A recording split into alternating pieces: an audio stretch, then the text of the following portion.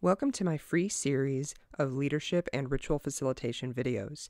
You can donate to help me offer more of these classes and write on these topics. There's more information in the video details below. So we actually skipped one, and we actually touched on it a little bit before. It was ritual blending, and I put in parentheses, or you want a ceremony for who? So have you been asked to facilitate rituals for paths that you don't follow, or what about people who come from other paths who really want to work with you? And any delicate ways to handle those type of things?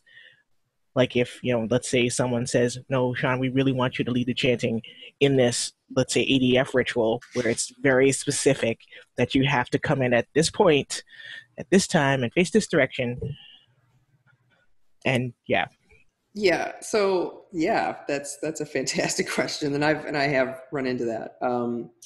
So here's there's a couple of approaches I have to that. The first is there are some times where I am willing to kind of do what a tradition needs of me because it serves in that instance.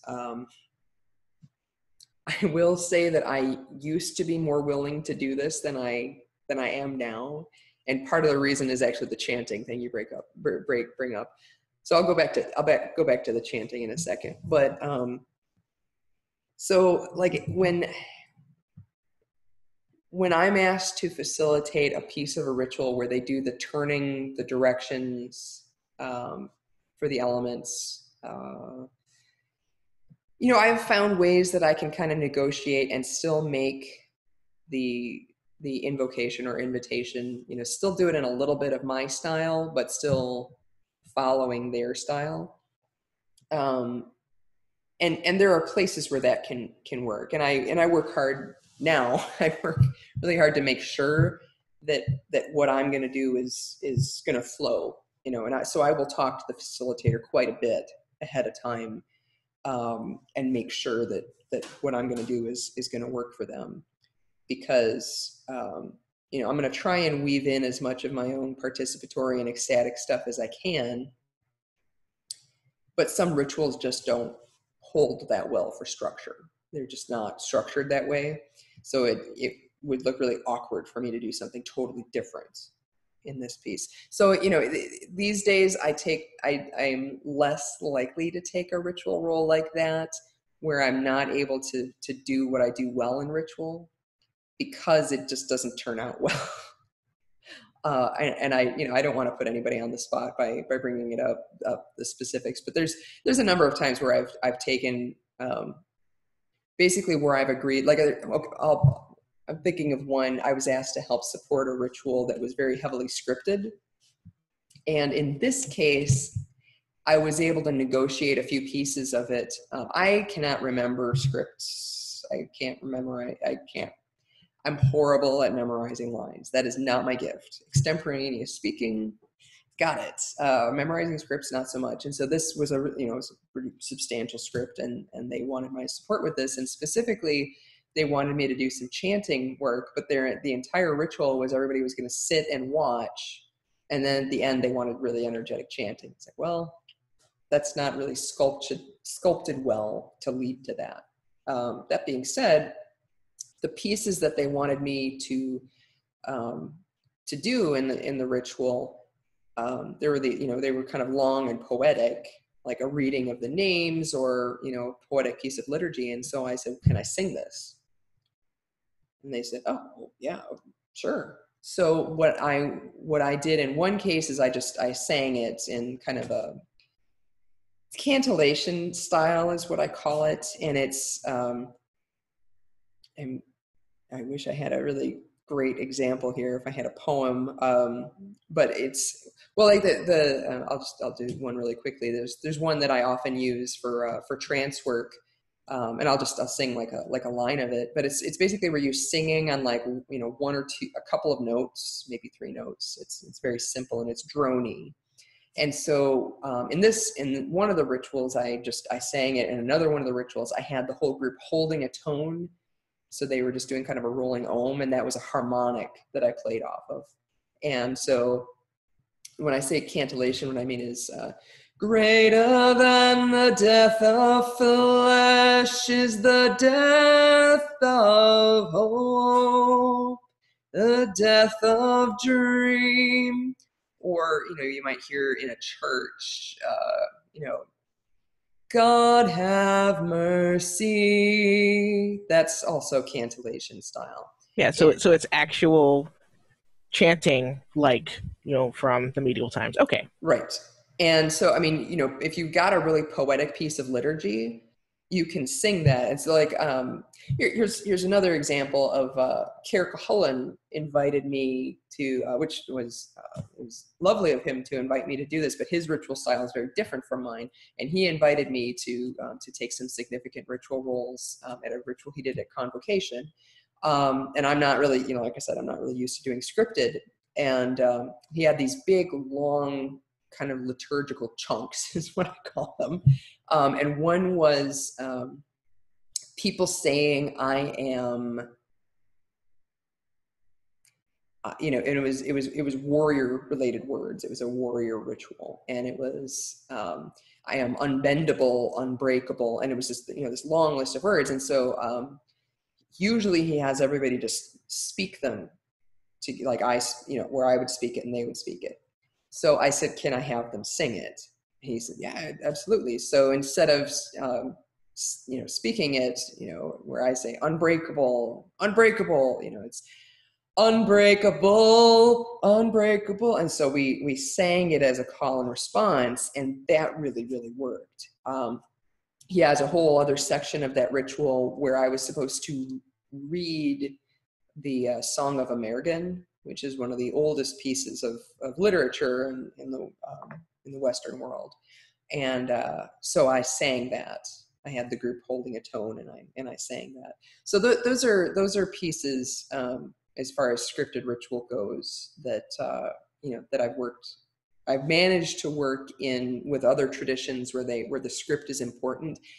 I'm not going to be able to go off script with that much text, but if I'm singing it, you're not noticing that I'm holding the script.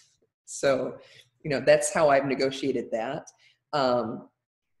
There are other rituals where I've been asked to step in and do stuff, and I've done it because it served, but it felt so uncomfortable to do something in a style that wasn't mine.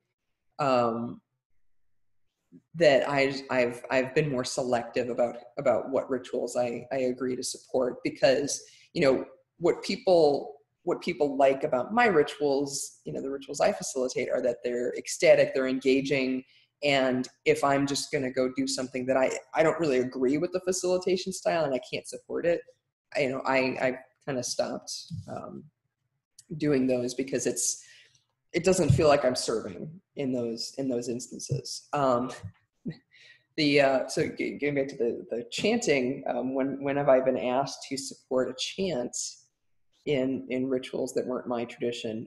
I get asked that rather a lot, and I've had to start placing some significant limits on that. I was once asked to support the chanting for a ritual, and the ritualist did send me the ritual script ahead of time, but I think it was something like 7 different chants, all of them complicated, 5 of which I did not know. And no, it's not. I've done rituals that were almost all completely chanted, and we can talk about that next. But the chants are very easy to. I typically pick chants, and the kinds of chants that I pick. I pick ones that are easy for people to slide into, and these were all more complicated chants. Some of them were those really stompy old chants that are really the dirges. Yeah, well, it's not just that they're dirges; it's that they are musically oversimplistic, and they're stompy. They have this kind of, or they have the, how if you've watched Charmed, the series, all the spells have to rhyme, and but they're poorly rhythmed, or they have the galloping rhythm kind of thing, and so some chants are just really badly written and don't help. I've also stepped in and agreed to support a ritual with a chant where the chant was in and I kid you not, it was half a page of straight text. That was supposed to be the chant, and then I tried to get the facilitator to sing it to me, and the facilitator could not remember the melody, like didn't have the singing capacity to sing the melody. And I said, I cannot teach a chant I don't know, and this is really complicated. So I actually this was all of 10 minutes before the ritual was supposed to start. So I had to just flatly negotiate with the facilitator right there. I said, I know this is your vision. You had this chant you composed for this. It's not going to work. Plus they wanted me to sing it with one of those elemental chants, and there's a few of them, and I don't remember which one it was. I want to say it was Earth My Body. And Earth My Body is in 4/4 time, and I think this chant was in 3/4 time. It wasn't going to work. So yeah, I've placed more limits on that. That being said, I have gotten to do some really great experiments with other traditions where they kind of let me play in their tradition. Kirk is one example where he let me do a lot of the cantillation style in his ritual, and I think it really added a lot of power to what he was doing, a different flavor, kind of a peanut butter chocolate kind of a blending there. I did an ADF style ritual. It was in Milwaukee, and Kirk Thomas, who is I want to say he's the current archdruid, was their guest presenter at this particular event. And so the day before this event where the ritual was going to happen, he led a workshop, a private workshop on ADF Ritual. And I was already loosely familiar with it, but I went to the workshop to learn the details and to talk about like where I might fit in to be able to offer something. So what we ended up doing, because he's very interested in ecstatic ritual and working with ecstatic ritual techniques. So there's a part during the ADF core order where you I really need to refresh my memory on this because I'm going to be doing some more work with ADF soon. I want to say it was something around the blessing. It was like receiving the blessing from the divine, or no, it was hallowing the blessing.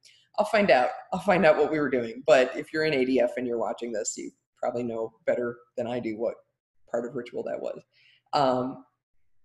So basically the idea in the ritual was we were going to call for the blessing on the water and then pass out the water to everybody so they could take the blessing into themselves. So what I did was I led the group in an ecstatic chant to get that energy together, for that piece. And, I used the same energy raising techniques I would in one of my rituals, but it just, that was the place where we put that for this ritual. And it was a really fun experiment. I think it worked pretty well. The whole ritual was sculpted a different way than I'm used to, but we were able to negotiate some things and make it work. So there are times when I've worked with other traditions and it's worked out really well, and there's other times where I just felt so uncomfortable in somebody else, doing it in that different style that I try and do less of that. I'm talking to some ADF folks in Michigan, and we're looking at doing a couple of weekend intensives in Michigan where I'm working with the ADF tradition and specifically building in more ritual facilitation and ecstatic techniques into their rituals. So I'm going to be doing a lot of work to get more familiar with the core order for ADF, because I used to be more familiar with it than I am now. So it can work. But you really want to talk to if you're just taking a role within a ritual in somebody else's tradition, you want to ask a lot of stupid questions. You want to ask every stupid question you can think of about like, what are your intentions with this? What are the, because I'll ask is your scripted words, are those really, really important? Or is there a specific intention to this piece that I can just kind of extemporaneously riff off of this? So you want to know what's really important to that facilitator so you don't go in and bomb their ritual for them. If you have any questions about ritual facilitation or leadership for pagan groups, please feel free to contact me. I love questions and I love writing articles or recording videos for actual issues that people are facing in the community. If this webinar is useful for you, please consider donating. It is my goal to make this education available for all, but to do that I have to pay the bills. I also have several books available, and there are links below under Show More, or you can contact me via my website or social media.